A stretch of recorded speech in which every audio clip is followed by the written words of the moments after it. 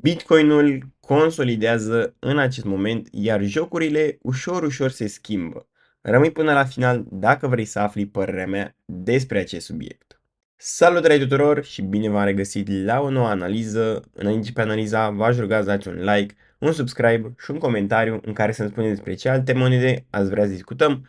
Să nu uitați să intrați pe Discord, aveți linkul în descrierea videoclipului și să nu uitați că am activat și opțiunea de Join pentru cine dorește mai multe videouri exclusive. Aveți linkul tot așa în descrierea videoclipului și să nu uitați de oferta celor de la BingX, care perioada asta, în următoarele 2-3 săptămâni, vă oferă 3 Mystery Box-uri. Primul Mystery Box în valoare de până la $30, iar ultimele două în valoare de până la $500. Așa că folosiți linkul din descriere, iar cu toate acestea fiind spuse, haideți să trecem la videoclip. După cum vedeți, în acest moment suntem cu fiere în grid pe la un 35. Vedem că suntem într-un trend puțin ascendent, este ok. Și zic eu că acum ar cam trebui să schimbăm puțin trendul. Dacă ne uităm pe Bitcoin, suntem pe la zona asta, 110.000, 111.000 de dolari. Cât timp stăm peste 108.000 de dolari, vedem că stăm chiar foarte ok. Bitcoinul, din ce am văzut, a mai atins zona de la 108.000 de dolari, poate chiar s-a dus și mai jos puțin. ETH-ul a mai scăzut, adică na, întreaga piață este pe roșu pentru ultimele 7 zile. Doar că zic eu că trebuie să mai avem puțină răbdare, adică în acest moment știu că pare foarte frustrant că nimeni nu mai are încredere, doar că eu o să continui să acumulez, adică la prețurile astea eu continui să acumulez, că zic că avem destule șanse să creștem ulterior. Adică cel puțin pe Polkadot, pe Cro și așa mai departe, cum pe multe monede care au șanse destul de mari, eu zic că avem toate șansele să creștem. Așa că eu zic că trebuie doar să așteptăm. Dacă ați cumpărat monede în perioada anterioară și sunteți pe minus, dacă mai aveți, eu zic că dacă faceți bine research-ul, mai merită acumulat cel puțin perioada asta, să vă duceți prețul mediu mai jos și după aceea trebuie doar să aveți răbdare să prindeți momentul de vânzare. Pentru că momentul de vânzare pe altcoin-uri vine foarte repede, adică o creștere se va întâmpla probabil în 2-3 luni și topul se va pune tot așa, foarte repede, iar după aceea intrăm iar în bear market. Deci trebuie să fim atenți și să fim mereu cu ochii pe piață, pentru că oricând poate să vină o creștere destul de agresivă pe monedele noastre. Haideți să intrăm și pe FEDUH-ul, unde vedem că avem 63% șansa să tăiem rata dobânzii și 37% să o menținem. Deci se mai schimbă puțin jocurile în acest moment. S-ar putea să vedem o menținere de rate în decembrie, iar apoi în ianuarie tot așa o menținere de rate, adică să vedem două mențineri și abia din martie să mai vedem, poate și în martie, deci s-ar putea, asta este un scenariu posibil, să vedem aici două mențineri și dacă vedem aici două mențineri, în martie poate să mai vedem o tăiere cu 25 de basis points. Este o posibilitate. Iar după aceea, spre aprilie-mai, să vedem ceva mai nasol în piață, adică la un moment dat toate chestiile astea trebuie să și explodeze. Adică dacă vom vedea CPI în creștere, la un moment dat, să zicem că el a crescut la 3% și este într-un trend ascendent. La un moment dat vom avea niște spike-uri pe CPI pe la 1-1,5% cel mai probabil, ca ulterior să vedem niște tăieri mai mari pe rata dobânzii. Pentru că dacă vom vedea de la un 3% cât va fi probabil în martie, să zicem 2-3% sau cât va fi, suntem în aprilie după aceea 1,2%, atunci se vor gândi foarte bine să taie rata dobânzii cu 50, poate chiar 75 de basis points și ăla va fi începutul. Ăla va fi începutul, poate vor apărea și alte chestii mai nasoale și vom vedea. Dar până atunci, eu zic că trebuie să fim atenți, zic că trebuie să ne uităm și la metricile astea și după aceea să luăm niște decizii în piață dacă merită să mai acumulăm sau merită să ieșim din piață să așteptăm niște scăderi. Eu în momentul de față zic că ar fi cel mai bine să așteptăm și să nu vindem pe minus, mai ales după ce au fost scăderile astea foarte mari, pentru că o creștere este inevitabil să nu se întâmple. Adică eu zic că o creștere trebuie să se întâmple neapărat, cel puțin pe monede, pentru că dacă teoretic am intrat noi în bear market acum și nu ar mai crește nicio monedă, majoritatea, peste 98%, ar intra în faliment. decât câteva ar mai supraviețui pentru următorul bear market și ale ar fi Solana, XRP, BNB și încă câteva. Așa că vă zic eu că ar cam trebui să vedem o creștere. Cel puțin asta e părerea mea, dar mă voi pregăti de orice scenariu, pentru că orice scenariu este posibil, trebuie luat în calcul și trebuie să vedem care sunt probabilitățile, pentru că ăsta este un joc de probabilități și să vezi cam unde te situezi și după aceea vezi și îți faci bine temele încât să nu te surprindă niciun scenariu posibil. Haideți să intrăm pe Bitcoin, care în acest moment, după cum v-am zis, este pe la 110.643 de dolari și vedem că Bitcoinul la prețurile astea a mai încetat puțin cu volatilitatea, adică dacă ne uităm, vedem de la zona asta dacă punem o rezistență puțin în sus și după aceea mai punem încă una, vedem că formăm un triunghi. Deci formăm un triunghi la zona aceasta și de aici mă aștept să-l spargem în sus. Cel puțin asta este părerea mea. Dacă ne uităm și cum este aici, la zona aceasta, vedem că a lovit o dată, a lovit a doua oară, a spart un pic în jos, iar acum vedem că formează aici consolidare, iar după această consolidare s-ar putea să spargem în sus spre următoarele targeturi. Acum, cam ce targeturi trebuie să ne ferim, adică să vedem, nu vreau să văd Bitcoinul sub zona aceasta, de la 108.000 de dolari, sub zona asta nu prea vreau să văd Bitcoinul și l-am văzut de două ori, adică dacă vedeți, de fapt de 3 ori. Odată a fost încă un fake out și tot așa, încă un fake out și a intrat din nou în range-ul nostru. Așa că eu zic că în momentul de față avem șanse pe Bitcoin să mergem mai departe, mai sus. Dacă ne uităm și pe RSI, să vedem cam care mai sunt chestiile și pe aici, vedem că formăm aici un double bottom. După acest double bottom, mă aștept să mergem mai sus, să vedem zona de la overbought, zic eu că sunt șanse, să mai vedem ultima oară probabil pentru acest ciclu de bull market, zona de la overbought. Și să ajungem, să zicem, pe la un 150, 160, poate chiar 170.000 de dolari. Acum, procentual vorbind, cam cât ar fi pe Bitcoin, ar fi undeva la un 52-51%, deci n-ar fi un procentaj așa de mare și poate să se întâmple pe Bitcoin în decurs a, să zicem, 1-2 luni. Să zicem că Bitcoinul poate să crească 51% în 2 luni de zile. Acum, dacă ar fi să mă întrebați dacă mai merită cumpărat Bitcoinul, la prețurile astea nu mai merită cumpărat, pentru că dacă eu mă uit și să vă zic, targeturile mele pentru următorul bear market ar fi undeva pe la aproximativ zona aceasta, undeva pe la un 76.000 de dolari. Și de ce zic chestia asta? Păi, în primul rând, dacă punem topul, să zicem că topul este pe la 160.000 de dolari. Să zicem că după aceea vreau să văd o posibilitate, da? Undeva la un 50% ar fi primul target, da? Pentru că nu o să mai scadă așa de mult Bitcoinul pe cum a scăzut în trecut. Iar ultimul target ar fi undeva pe la un 49.000-50.000 de dolari. Cam ăsta ar fi următorul meu target și zic eu că avem toate șansele să îl atingem. Acum, procentual vorbind, cam care ar fi zonele? Păi, zonele astea ar fi undeva la un 62% până la un 67%. Cam astea ar fi zonele. Poate chiar spre un 69%-70%, pentru că în ultimul ciclu de bull market Bitcoinul a scăzut undeva la aproximativ 76%, da? Este un procentaj destul de mare, doar că a avut și o creștere mult mai exponențială, adică dacă vă uitați, a avut un 18x sau ceva de genul pe acolo. Dacă ne uităm și mai în trecut, să vedem cam care au fost scăderile, pentru că de la un ciclu la altul, scăderile sunt din ce în ce mai mici procentuale, adică dacă ne uităm pe ciclul ăsta a scăzut 82%, da? Deci de la 82% a scăzut după aceea procentajul la 76%.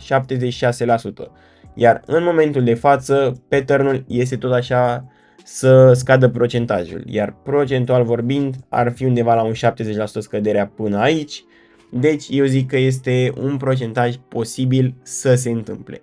Acum vom vedea dacă se va întâmpla așa, vom vedea ce narative vor apărea în piață dacă va fi foarte nașpa, pentru că dacă va fi foarte nașpa, da, s-ar putea Bitcoinul să vadă o scădere de 80% destul de rapidă, pentru că toată lumea se va aștepta probabil la o scădere mai mică. Și dacă o să vedem pe Bitcoin, să zicem, o scădere cu 80%, eu zic că la prețul ăsta este de cumpărat cât de mult se poate. Adică eu personal, dacă ajunge la prețul ăsta din nou la 31.000, 32.000 de dolari, o să acumulez Bitcoin cât de mult se poate, pentru că eu am încredere că pe termen lung poate să meargă chiar și spre 300-400.000 de dolari. Cam astea ar fi targeturile mele pe Bitcoin și zic eu că avem toate șansele să le atingem. Acum este un joc al răbdării, pentru că de-a lungul timpului așa a fost și cu S&P 500. La început avea volatilitate, dar după aceea s-a stabilizat. Bitcoinul când va ajunge spre 300-500.000 de dolari, atunci probabil se va mai stabiliza și nu va mai avea căderi așa de mari, dar nici pampuri de la un ciclu la altul așa de mari. Așa că în perioada asta Bitcoinul zic eu că are toate șansele să crească și să vedem în următoarele două cicluri de bull market niște creșteri exponențiale, ca după aceea lucrurile astea să se diminueze destul de mult.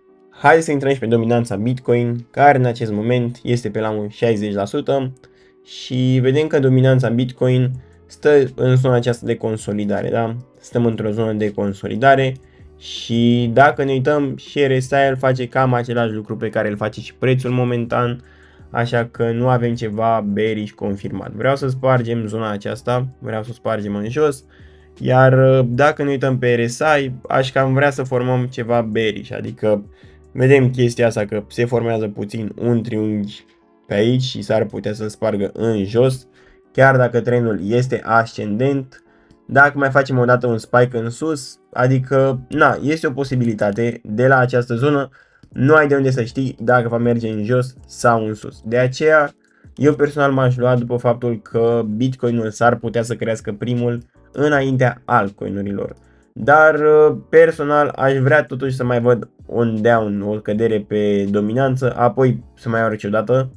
Adică mai mult ca sigur va mai urca încă o dată dominanța Bitcoin, având în vedere aspectul ăsta, adică mă aștept să crească Bitcoinul și altcoinurile să nu crească așa de mult și să vedem probabil ceva de genul acesta, 63%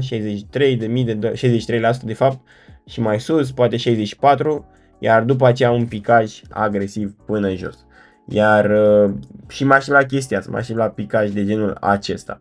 Acum targeturile pe dominanța Bitcoin le știți, adică ne uităm spre zona aceasta la un 38%, care ar fi bottom-urilor, iar următorul target ar fi spre aproximativ 40%, care tot așa este un target destul de important și zic eu că poate să fie atins în acest ciclu. Acum, procentual vorbind, dacă ar fi să vedem ce scădere ar fi de la un 64%, zic eu că o scădere de 37% este o scădere foarte posibilă, pentru că s-a întâmplat ceva de genul și aici. Doar că aici a fost mai mult timp pentru volatilitatea de final. În 52 de zile a scăzut 34%. Așa că zic eu că este posibil și aici de la un 62% să picăm un 37% în tot așa 80 de zile, 70 de zile. Zic eu că avem toate șansele. Așa că jocurile zic eu că ar cam trebui să meargă cum credem noi în continuare, pentru că după ce s-a atins topul și topul a fost în range-ul acesta, ceea ce era un top la care ne așteptam probabil, adică se vedea că aici s-ar putea opri Bitcoinul. Acum ar cam trebui să vină finalul, pentru că avem prima chestie, prima cădere pe care am avut-o și aici, prima cădere. Aici a fost după aceea volatilitate, la noi eu mă așteptam să fie o revenire puțin în sus, să vedem ceva de genul acesta, iar acum mai trebuie să vedem chestia asta, probabil o volatilitate de final și apoi să mergem mai sus și să intrăm în bear market în sfârșit. Dar până atunci mai trebuie să așteptăm chestia asta. Acum, dacă o să fie diferit, ceea ce personal nu mă aștept la chestia asta și prin ce mă refer diferit, să zicem că de aici dominanța pleacă spre 80%, da? Spre un 80-85%. Nu prea cred, sincer nu prea cred. Dacă se va întâmpla chestia asta, înseamnă că toți care am avut altcoinuri, gata, s-a terminat ciclul pentru noi. Suntem pe minus 99,99%. Dar personal nu prea cred chestia asta, pentru că dacă s-ar întâmpla, majoritatea monedelor ar intra în faliment și nu prea cred că se dorește chestia asta. Acum vom vedea ce va fi. Eu zic că șansele cele mai mari sunt să se întâmple chestia asta în jos și eu pe chestia asta mă bazez. Haideți să intrăm și pe aur și aurul a picat destul de agresiv. Vă ziceam eu la top că aurul ar cam trebui să pice, vedem că s-a dus destul de repede în jos. Acum următoarele targeturi pe aur ar fi undeva la zona aceasta, undeva între aproximativ 3100 și 3500 de dolari, cam astea ar fi zonele mele de interes. Acum vom vedea ce și cum. Eu mă aștept să picăm de aici încă un 16%, ceea ce este un lucru destul de important.